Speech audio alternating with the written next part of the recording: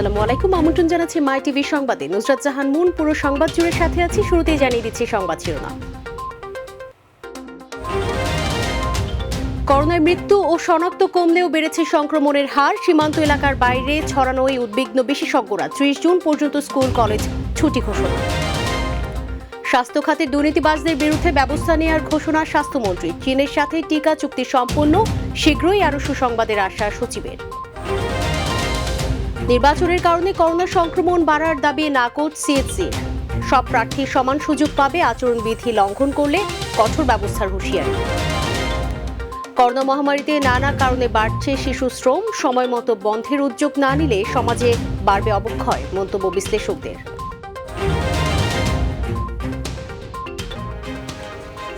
দর্শক, শিরোনাম বলছিলাম, বিস্তারিত সংবাদে যাচ্ছি। আর শুরুতেই করোনা প্রসঙ্গ। দেশে গত ২৪ ঘন্টায় করোনা ভাইরাস সংক্রমিত হয়ে আরও ৩৯ জনের মৃত্যু হয়েছে। এ সময় নতুন রোগী শনাক্ত হয়েছেন ১,৬৩৭ জন। আগের দিনের তুলনায় নতুন রোগী ও মৃত্যুর সংখ্যা কমলেও সর্বশেষ ২৪ ঘন্টার পরীক্ষার বিপরীতে রোগী শনাক্তের হার বেড়েছে। স্বাস্থ্য অধিদপ্তর জানিয়েছে, গত ২৪ ঘন্টায় ১১,৫৯০ জনের নমুনা পরীক্ষা করা হয়েছে। পরীক্ষার বিপরীতে রোগী শনাক্তের হার ছিল ১৪.১২%। আগের ২৪ ঘন্টায় রোগী শনাক্তের হার ছিল ১৩.২৫। শনাক্ত রোগীর সংখ্যা ছিল ২,৪৫৪ এবং মারা গিয়েছেন ৪৩ জন। এ পর্যন্ত করোনায় মৃত্যু ১৩,০৭১ জনের, আর শনাক্ত রোগীর সংখ্যা দাঁড়ালো ৮,২৪,৪৮৬ জনে।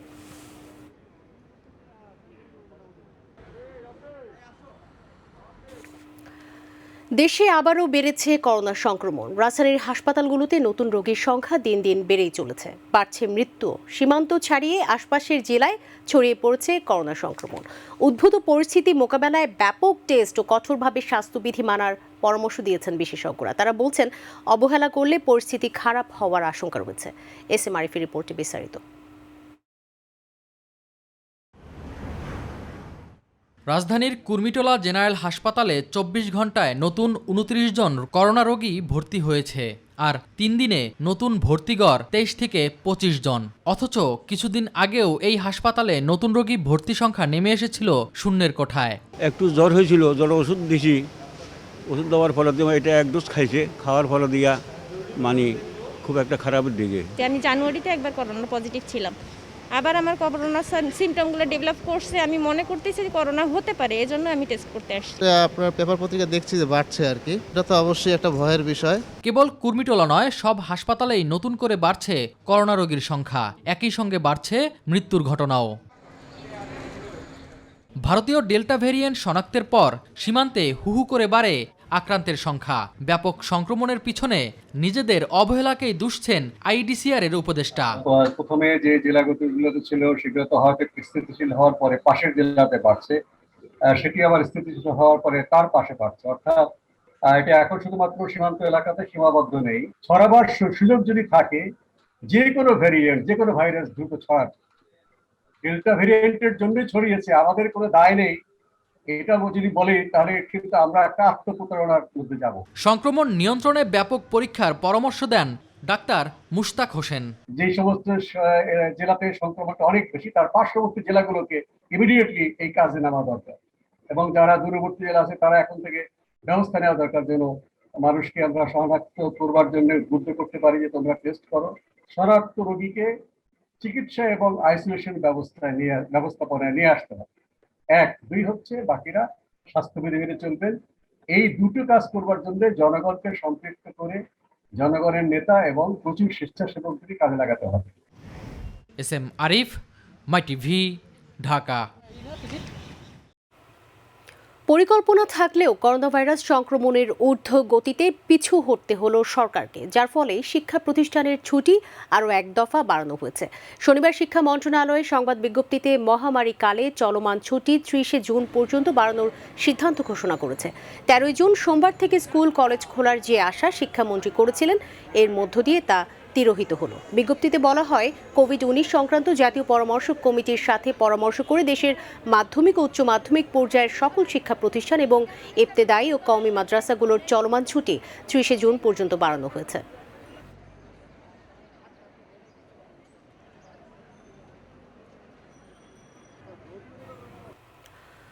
করোনার সংক্রমণ ও মৃত্যু রোধে সীমান্তবর্তী জেলাগুলোতে একের পর এক দেওয়া হচ্ছে লকডাউন আর বিধিনিষেধ। রাজশাহী মহানগরী ও কুষ্টিয়ায় চলছে লকডাউন, আর আগামীকাল থেকে খুলনায় কার্যকর হচ্ছে বিশেষ বিধিনিষেধ।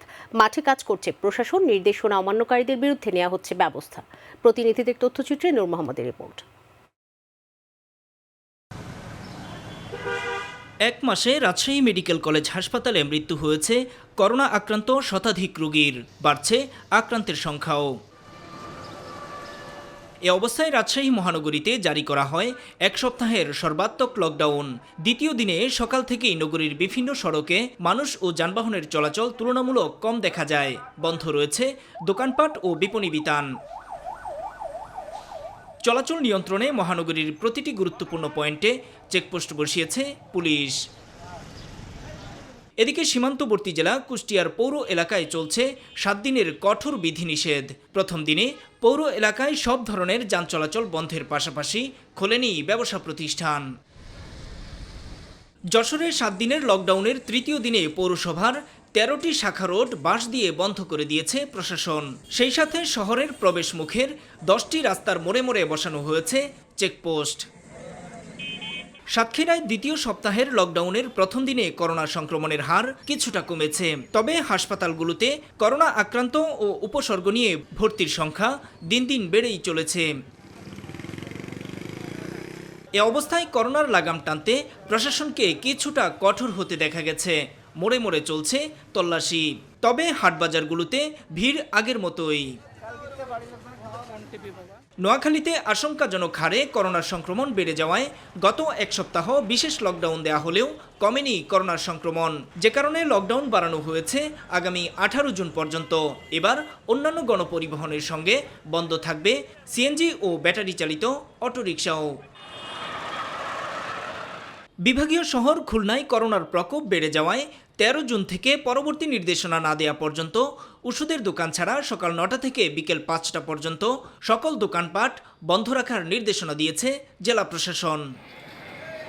পর্যায়ক্রমে 50 ভাগ ব্যাটারি চালিত ইজি বাইক চলাচল সহ প্রতিটি ইজি বাইকে 2 সিটে এক যাত্রী পরিবহনের নির্দেশনাও দেওয়া হয়েছে। এছাড়া চাঁপাইনবাবগঞ্জ, চুয়াডাঙ্গা সহ বিভিন্ন সীমান্তবর্তী জেলায় চলছে এলাকাভিত্তিক লকডাউন। নূর মোহাম্মদ, মাই টিভি। করোনার টিকা নিয়ে চীনের সাথে চুক্তি সম্পন্ন হয়েছে বলে জানিয়েছেন স্বাস্থ্যমন্ত্রী জাহিদ মালেক। তিনি বলেন, স্বাস্থ্য খাতের দুর্নীতিবাজদের বিরুদ্ধেও ব্যবস্থা নেওয়া হয়েছে। আর স্বাস্থ্য সচিব লোকমান হোসেন মিয়া বলেছেন, করোনার টিকা নিয়ে বিভিন্ন দেশের সাথেই সমন্বয় করা হচ্ছে। শীঘ্রই আরও সুসংবাদ পাবে বাংলাদেশ। জাতীয় হৃদরোগ ইনস্টিটিউটে এক শোক সভায় তারা এসব কথা বলেন। সাইদুর রহমান আবিরের রিপোর্ট। করোনায় আক্রান্ত হয়ে মৃত্যুবরণ করা জাতীয় হৃদরোগ ইনস্টিটিউটের সহকারী অধ্যাপক ডক্টর মাহমুদ মনোয়ারের প্রথম মৃত্যুবার্ষিকী উপলক্ষে আয়োজিত আলোচনা সভায় প্রধান অতিথি হিসেবে ভার্চুয়ালি যুক্ত হন স্বাস্থ্যমন্ত্রী জাহিদ মালেক। প্রাসঙ্গিক আলোচনার পাশাপাশি টিকা নিয়ে চীনের সাথে চুক্তির কথা জানান তিনি।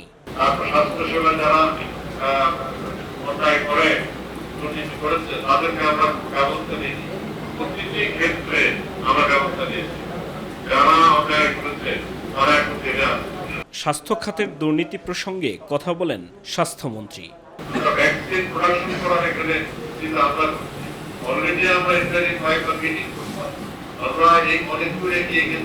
সভা শেষে টিকা নিয়ে সাংবাদিকদের প্রশ্নের জবাব দেন স্বাস্থ্য সচিব।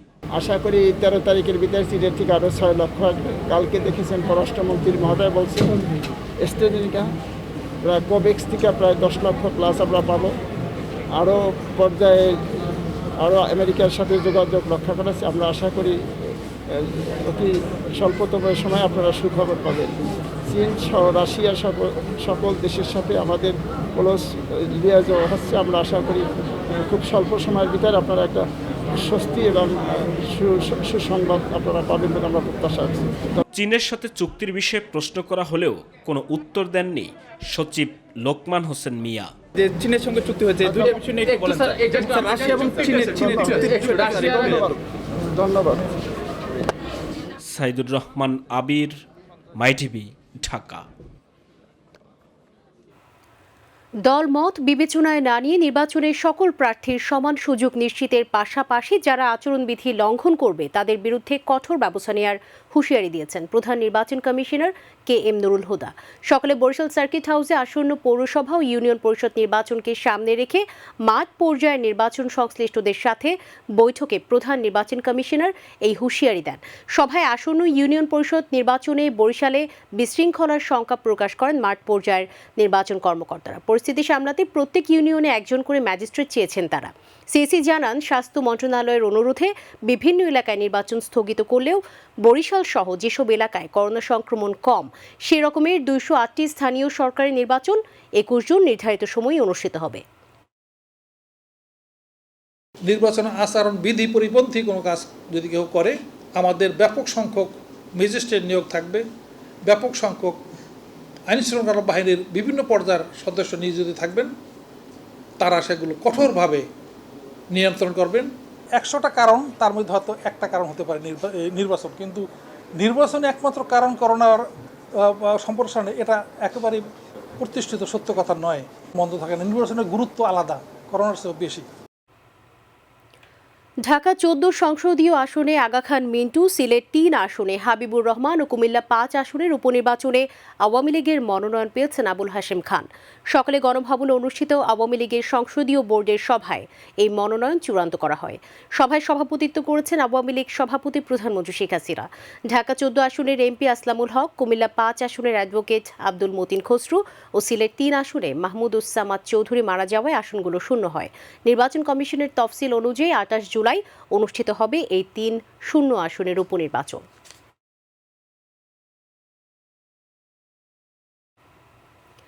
আজ বিশ্ব শিশু শ্রম প্রতিরোধ দিবস। নানা কারণেই বাড়ছে শিশু শ্রম। আইন বা সামাজিক কোনো দায়বদ্ধতা শিশু শ্রম রোধ করতে পারছে না। সংশ্লিষ্টরা বলছেন, করোনার কারণে দীর্ঘ সময় স্কুল বন্ধ থাকা, দারিদ্র্যের হার বাড়া এবং সামাজিক সুরক্ষার অভাবে শিশুরা নেমেছে জীবনযুদ্ধে। সময় মতো শিশু শ্রম বন্ধের উদ্যোগ না নিলে সমাজে অবক্ষয় ও বড় একটা অংশ ভিন্ন পথে ধাবিত হবে বলে মনে করছেন বিশেষজ্ঞরা। বিস্তারিত জানাচ্ছেন SM খোরশেদ আলম।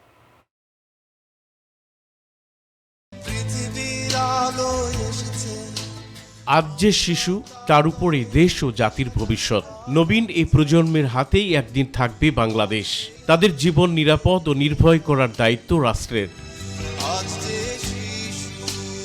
সুস্থ সুন্দরভাবে বেড়ে ওঠা প্রতিটি শিশুর জন্মগত অধিকার, কিন্তু নানা কারণে সমাজের প্রতিটি স্তরে বঞ্চিত হচ্ছে অনেক শিশু।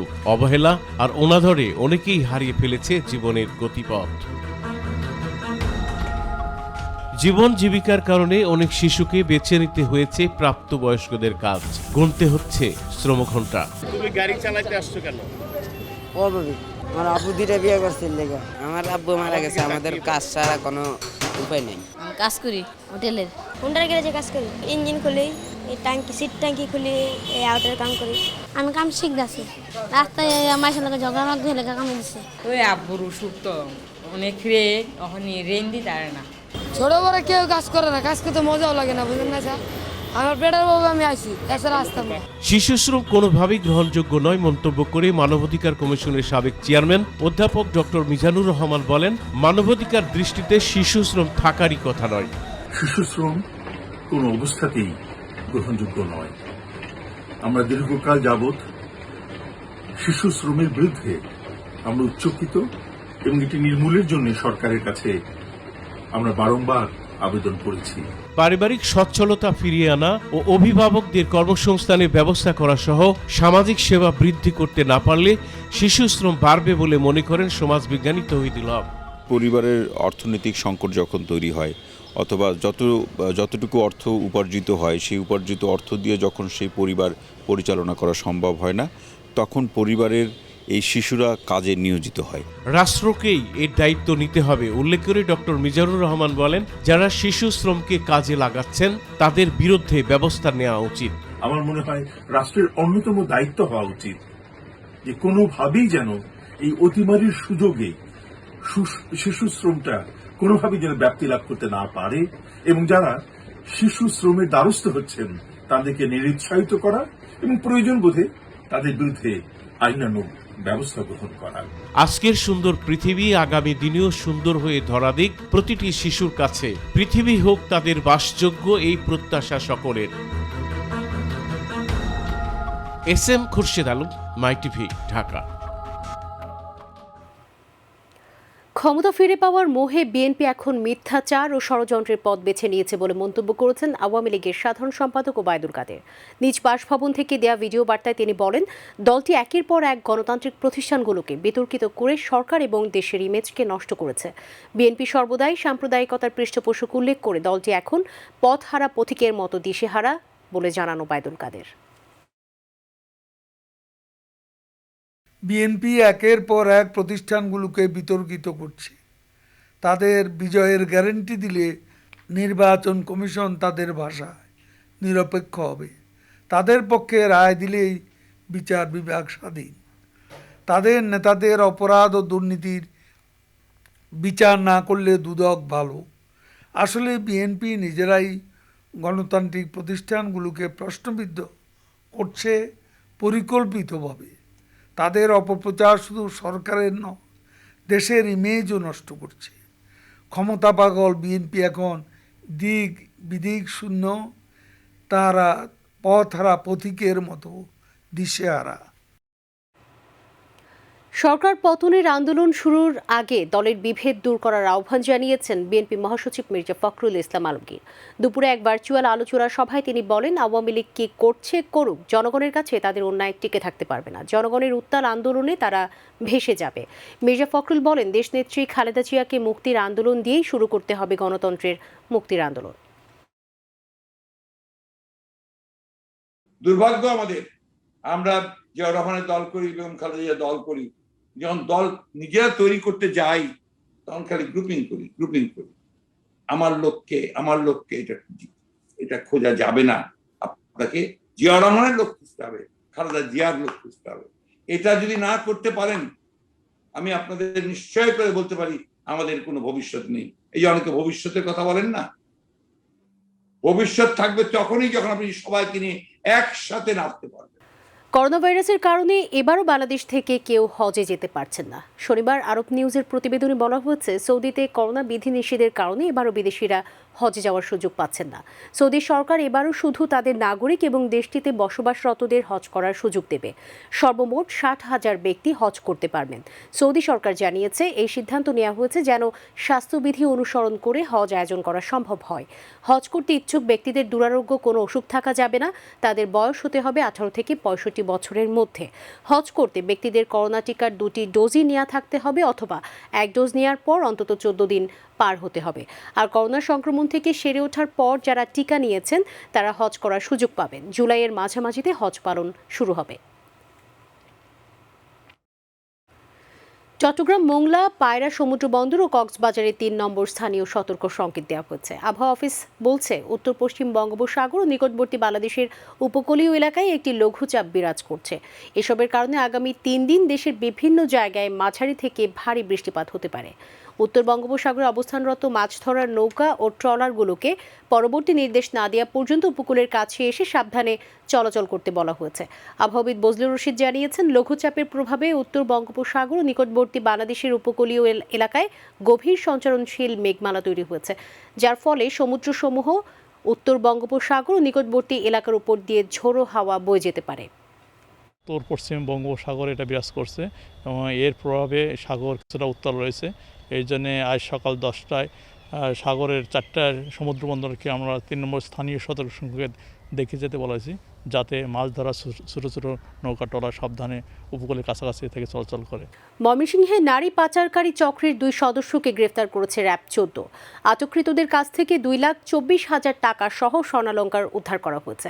দুপুরে র্যাব কার্যালয়ে সংবাদ সম্মেলনে র্যাব 14 অধিনায়ক আবু নাইম তালাত জানান, ময়মনসিংহের গফরগাঁও উপজেলার 2 মেয়েকে ভারতে পাচার করার অভিযোগে ঈশ্বরগঞ্জ উপজেলার ইউসুফ মিয়াকে ও নড়াইলের রাব্বিল শেখকে গ্রেফতার করা হয়েছে। চক্রটি বিয়ে ও মোটা অঙ্কের টাকার প্রলোভন দেখিয়ে 35 থেকে 40,000 টাকার বিনিময়ে ভারতে নারী পাচার করে আসছে। টাটকা অক্সিজেনে ভরপুর এক শহর বানাচ্ছে সিঙ্গাপুর। নাম দিয়েছে অরণ্য নগরী। নাগরিক আরামের সঙ্গে কোনো আপোষ না করেই ভবিষ্যতে সেই স্মার্ট শহরে থাকবে গহীন অরণ্যে প্রকৃতির কোল ঘেঁষে থাকার ব্যবস্থা। বিস্তারিত জানাচ্ছেন মার্জিয়া মান্নান। চোখ খুললেই সবুজ আর কানে প্রকৃতির শব্দ, গাড়ির ধোঁয়া, হর্নের শব্দ বা যানজটের মতো সমস্যা জীবন থেকে একেবারেই বাদ। ভবিষ্যতের এমনই এক অরণ্য নগরী বানাচ্ছে সিঙ্গাপুর। এই অরণ্য নগরে থাকবে ট্রাফিক মুক্ত রাস্তাঘাট, কারণ গাড়ি চলাচলের ব্যবস্থা থাকবে মাটির নিচে। এই প্রকল্পের নাম দ্য তেনগা প্রজেক্ট। সিঙ্গাপুরের প্রথম স্মার্ট এবং দীর্ঘস্থায়ী শহর হতে চলেছে এই তেনগা। 700 হেক্টর জমির ওপর 5টি বাসযোগ্য ডিস্ট্রিক্ট নিয়ে তৈরি এই শহরে থাকবে 42,000 বাড়ি। এই স্মার্ট শহরে বাতাসও বইবে পরিকল্পনা অনুযায়ী। কম্পিউটারের সাহায্যে শহরটির প্রতিটি বাড়ির হাওয়ার গতিবিধি এবং তাপমাত্রা নিয়ন্ত্রণ করা যাবে। স্মার্ট শহরের আলো হবে স্মার্ট। জনমানবহীন এলাকায় নিজে থেকেই নিভে যাবে স্মার্ট লাইট, ফলে কমবে বিদ্যুতের ব্যবহার।